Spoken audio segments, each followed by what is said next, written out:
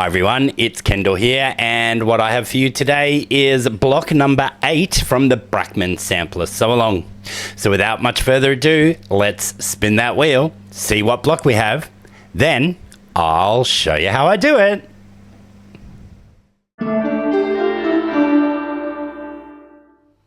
Week number 8. I hope you're feeling great.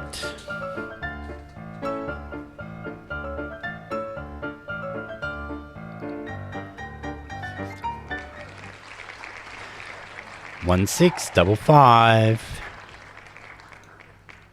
Brackman ID 1655 gives us the cross and chains block. This is once again a Nancy Cabot design. We've done quite a few of hers throughout this, as I predicted at the beginning. So these were in a syndicated column throughout the 1930s, which was written by Loretta Lester Rising, and it was in the Chicago Tribune.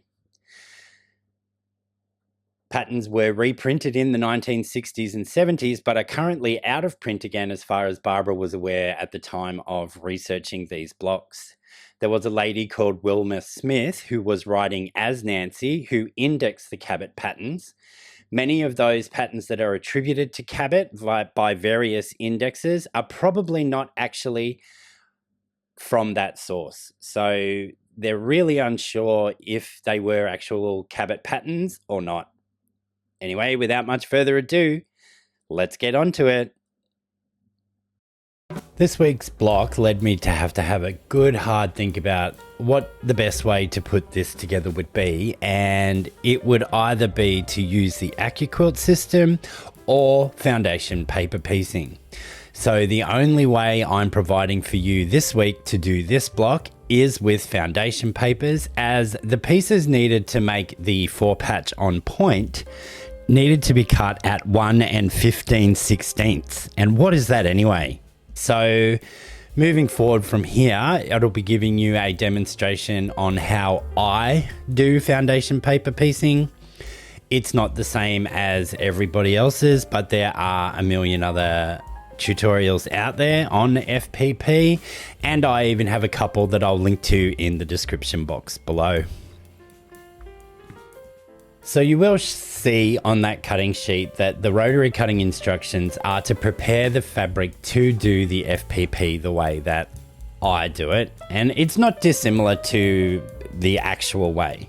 The first thing we need to do though after printing our papers is use our 1-inch check square here to make sure that we've printed everything at the right size. If that measures the perfect inch, then your pieces are going to go together perfectly.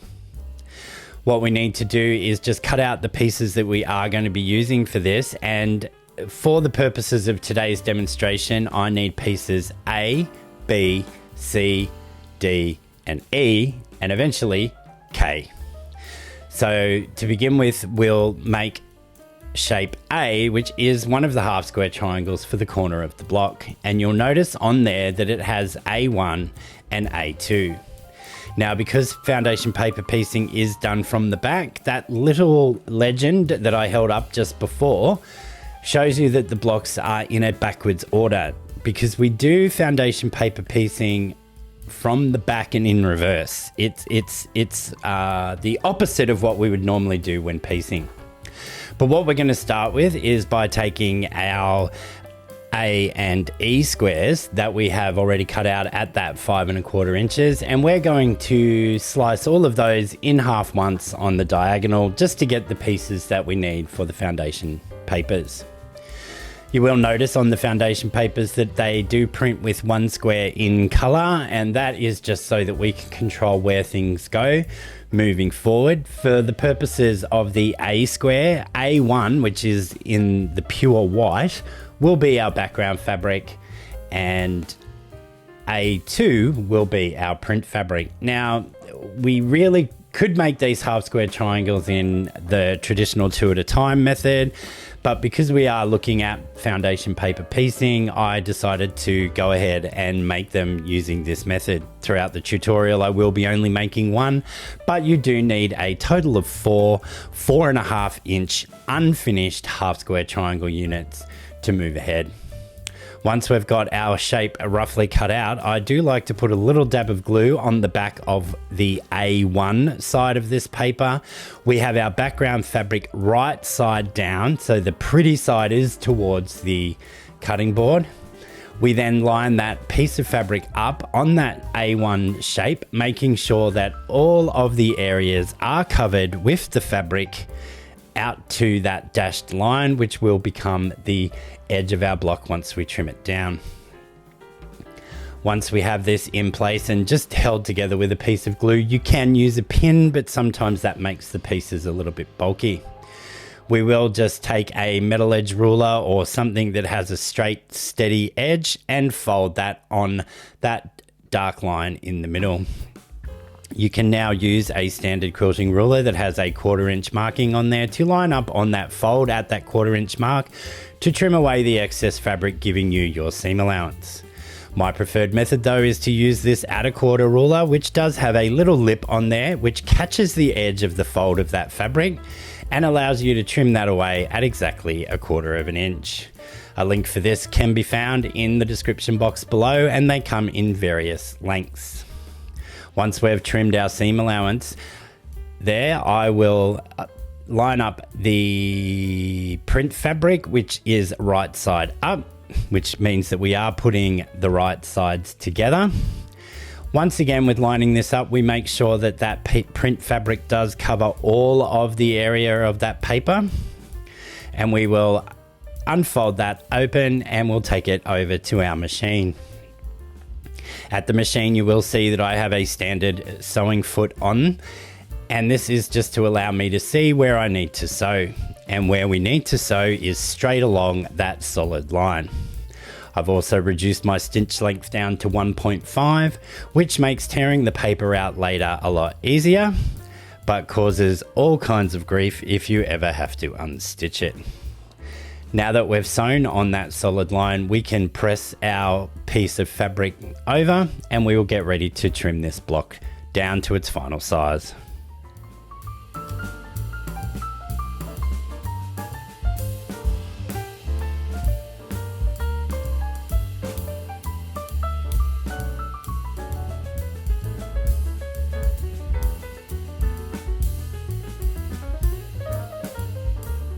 This was a nice easy unit to make with just the 2 pieces and 1 stitching line. So now that we have this complete, I like to trim these down. So we'll put the 1/4 inch mark from our ruler on that solid line and we will trim away. This gives us our seam allowance to later on take it to the machine and stitch everything together.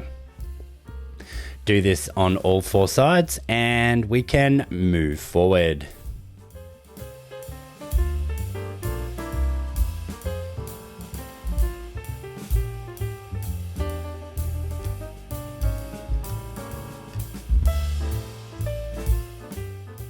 So you will go ahead and make all 4 of those half square triangles that we need. We're now going to make this little 4 patch on point, and you'll see from that little legend there that we need pieces B, C, D, and E. I'm zooming in here and you'll see on these pieces that the letters actually print in the orientation, which help give you a guide on how this goes together, because all of the letters should be upright when you're looking at the pieces. You'll notice once again that we do have a colored square here because our 4 patch is made with the background fabric and a print. So I'm just highlighting those. But going forward, you should always put your background fabric as the first piece. So be it C1, D1, F1. Always put the background piece there, and then that allows for when we press it that there's no shadow line on that light background fabric. We're going to take our strips D and G, which are our 2¼ inch or 2½ inch strips, sorry, of our background fabric and our print, and we're going to cut those into 2½ squares. 2½ inch squares. You'll need 8 of each of those, and you will get that from the fabric requirement that was given to you. At the 2½ inches, this is much larger than we need to cover our little shapes here on our foundation paper. So there'll be no trouble and we can trim that down and everything will be perfect. Once again, we are going to fold our stitching line that is between our 1 and our 2, so B1 and C1, B2 and C2, R2D2. Then we can place our fabric D, which is our background fabric, and our G square right sides together with the wrong side of our light fabric facing us. Put that on the B1 and the C1 side of our piece, keeping it folded so that we can see that all of the edges are covered. But as I said, with that 2.5 inches, you will have plenty. Once again, back at the machine, we will open this out, our paper, making sure that our fabric doesn't shift underneath. Now we are starting in the middle of the block here at that little point, so we will do a couple of back stitches just to hold that in place. It doesn't matter if you go past the line, but don't go too much past the line. And once again, we will sew straight down on our solid line. I'm going to chain piece both of these through, and then I'll meet you back and give you some more information.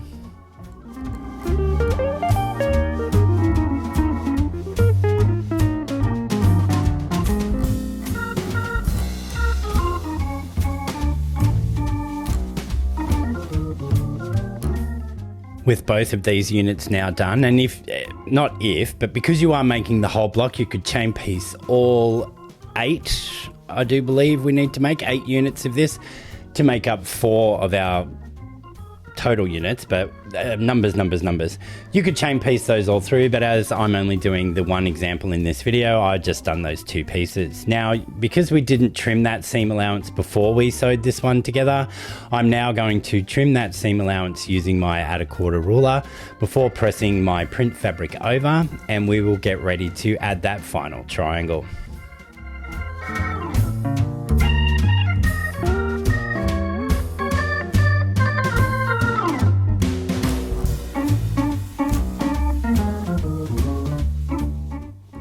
We will trim this seam allowance first in this instance because we are putting a triangle on, and once again, this will make it easier for us to ensure that all the areas of our foundation paper will be covered by the fabric, which will be underneath these pieces. So we'll trim away those seam allowances first. Then we're going to grab in the 3.5 inch strip, which has been labeled for pieces B and C, which is basically all of the corners for these four patch on points and our center square in a square block.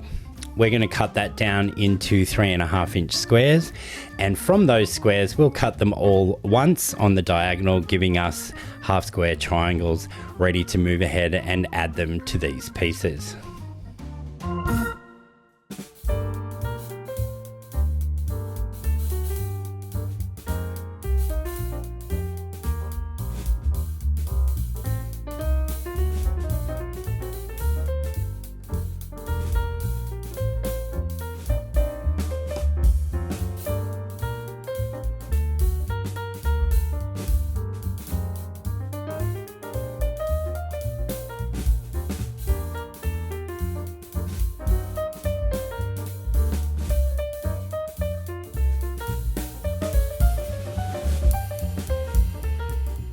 With those half square triangles now made, we can just once again fold our B3 and C3 triangles down, line this up, and make sure by lifting this other side that all the fabric is covering our foundation paper. Now, sometimes it might be handy to have a light box to check that or hold it up to a window, but I just find it's easy to locate where the end of the paper is, flip it up as you saw me do there, and just make sure that there is fabric there and that everything will be honky-dory. Once again at the machine, we will stitch straight across on our solid line. We will then take this to the pressing mat and press those triangles up away from our B1, B2, C1, C2 squares.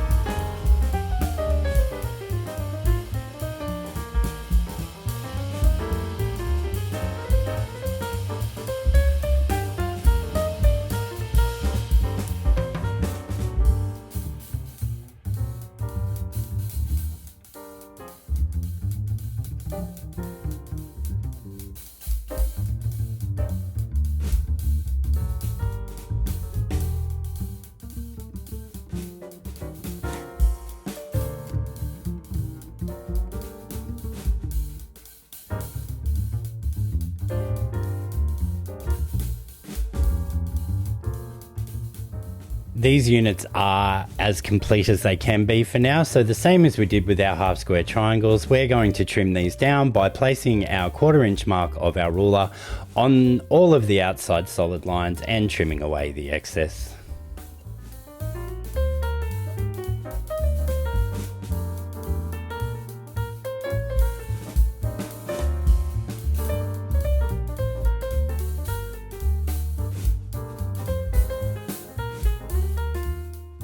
This is now the point in the process where I move away from the more traditional method, which would be to take these pieces now that they are trimmed, put them together like this, take them back to the machine and once again stitch following that solid line.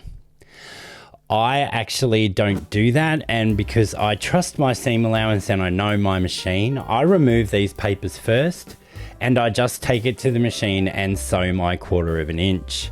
Now the reason I do that is twofold. One, as I said, I trust my 1/4 inch, and the other reason being, with the more stitching you add, it's the more little pieces of paper that you actually have to rip out when you're done. And many times in the past I've had little pieces stuck in there and given it a bit too much of a yank and actually ripped the whole piece apart. So I remove the papers at this point. I trust my machine, I trust my 1/4 inch seam allowance, and consistency is better than accuracy at this point. So I'm going to take both of these to the machine now. Well, there's only two, so and sew my 1/4 inch, and then I'm actually going to press this seam open.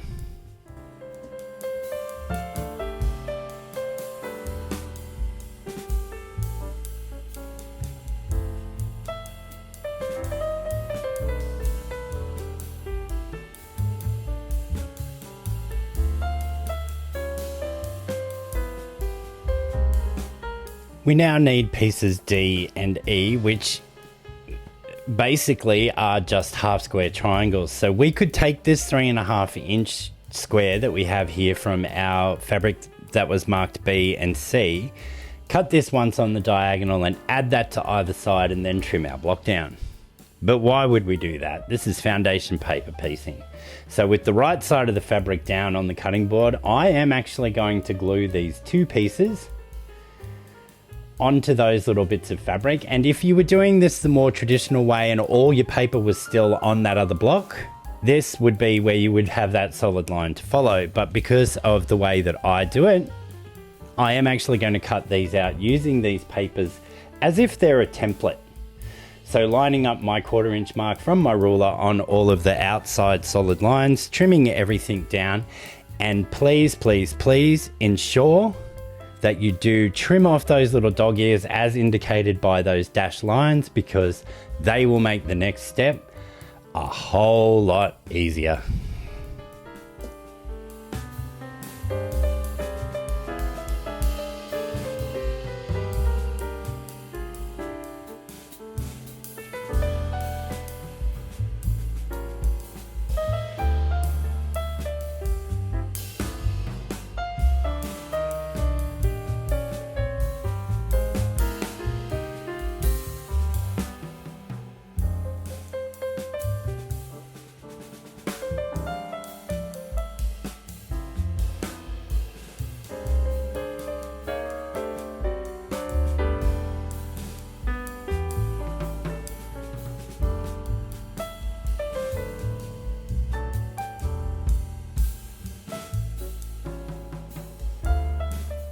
Now with those trimmed or cut out to perfection, we can add them to this block, ensuring that we have our right side down. And you'll see here that because we trimmed those little dog ears off, hopefully you'll see that we can have all of those edges line up nicely, and it gives our 1/4 inch. So I'm going to pin this one in place and add the one on the other side at the same time. So with those pinned into place, take that to the machine and we'll stitch our 1/4 inch, and then we can press that out away from that center fore patch.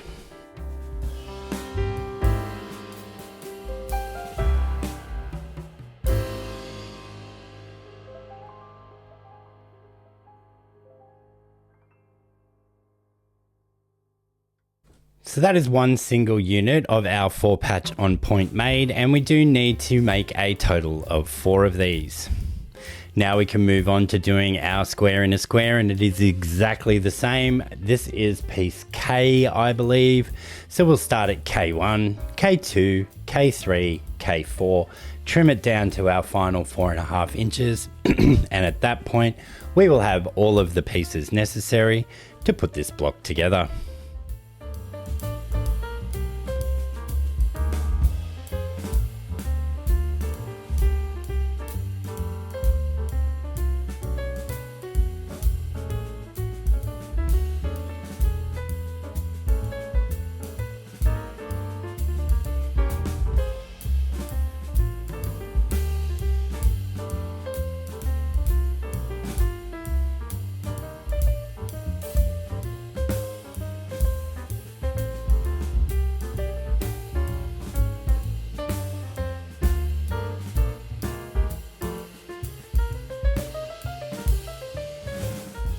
All of the pieces that we need should now be made, and as you can see, we have ended up with our 9-patch construction, making sure that our tiny four patch in square block twosie whatsy dingers are pointing in the right direction. So we're going to start by doing all of our vertical seams and then our horizontal seams.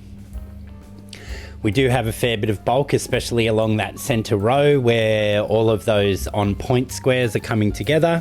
So we are going to press all of these seam allowances open on the vertical seams and those final horizontal seams. And this block, as difficult as it is, or not really, it's as difficult as you want to make it, will be done, but stay tuned.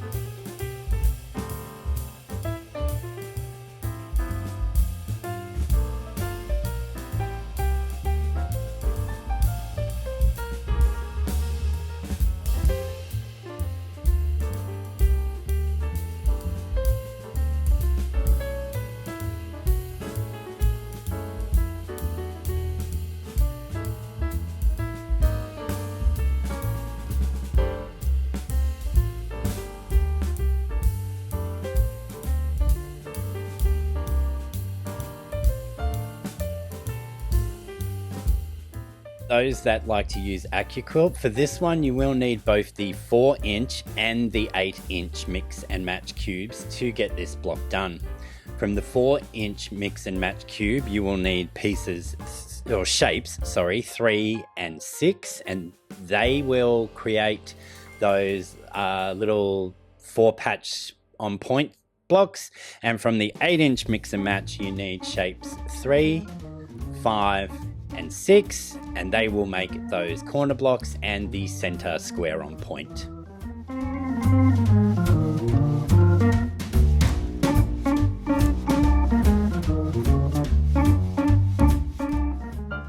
Week number alternate block, because the first one was a bit tricky. What will it be? Let us spin the wheel and we shall see. Block number 1682. Brackman ID 1682, which is an alternate for this week, gives us the Farm Friendliness block, which appeared in the Farm Journal. The Farm Journal was a periodical established in March of 1877. They absorbed at least 3 other pattern sources, and these included the Country Gentleman, the Farmer's Wife, and the Household Journal. Throughout the 20th century, they have offered mail order patterns and booklets, and some of the patterns have been reproduced in Rachel Martin's Modern Patchwork by Countryside Press of Philadelphia in the 1970s.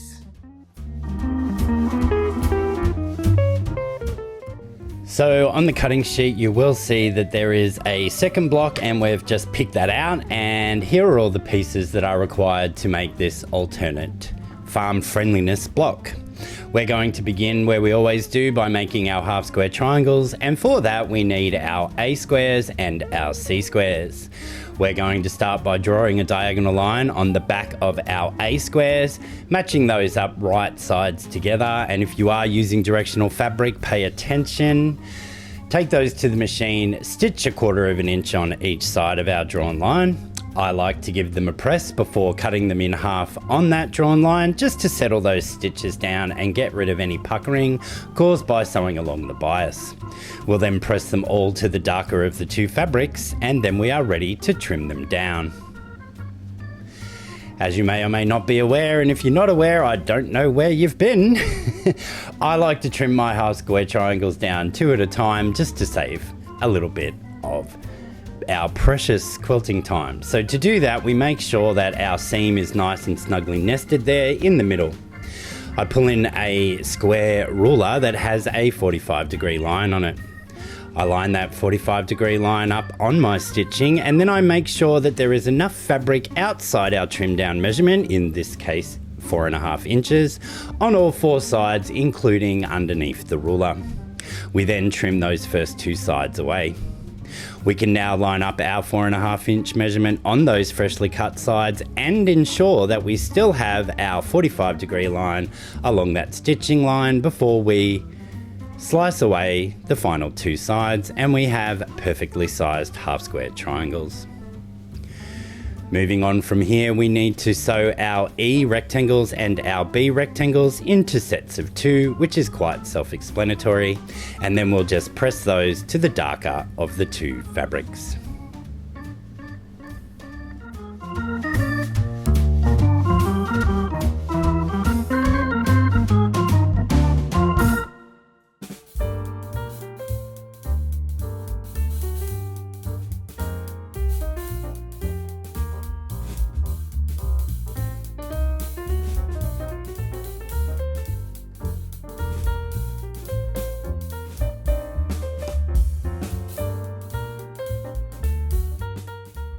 We now have all the units we need to make up this block, and so now we just simply lay it out and sew it together in that 9-patch fashion.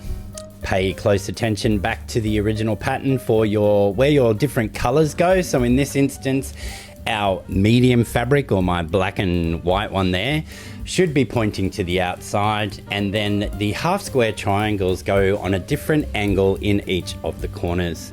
Referring back to our cutting directions will give you the best results, and make sure that you have your half square triangles in the right orientation on those corners. Once you have everything laid out, we are going to start by sewing our vertical seams and then our horizontal seams, as we always do with our 9-patch construction. And in these instances, we will press in towards the double rectangle unit on the top and the bottom row, and out towards those double rectangle units on that middle row, and that will allow for when we come to our horizontal seams to make sure that everything is nesting nicely.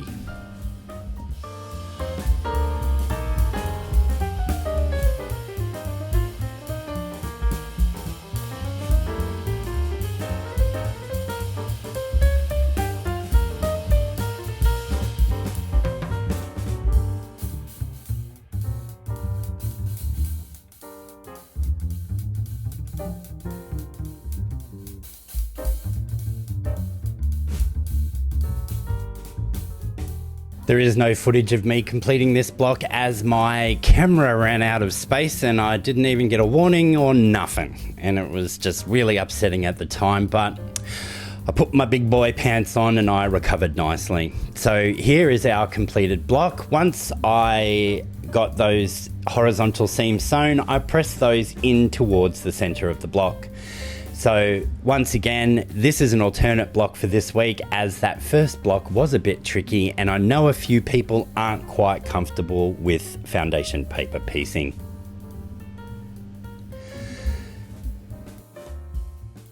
If you're wanting to use AccuQuilt to make this alternate block, you can indeed do that. So we need the 8-inch mix and match cube, and as I've said before, I'm using the 6-inch, and we need shapes 1, 3, and 8. Now for shapes 3 and 8, if you stack your fabric with right sides together for the background and that print fabric, as I'm showing you here, after you've run that through the machine, all your pieces are all ready to go and just be taken to the machine and sewn.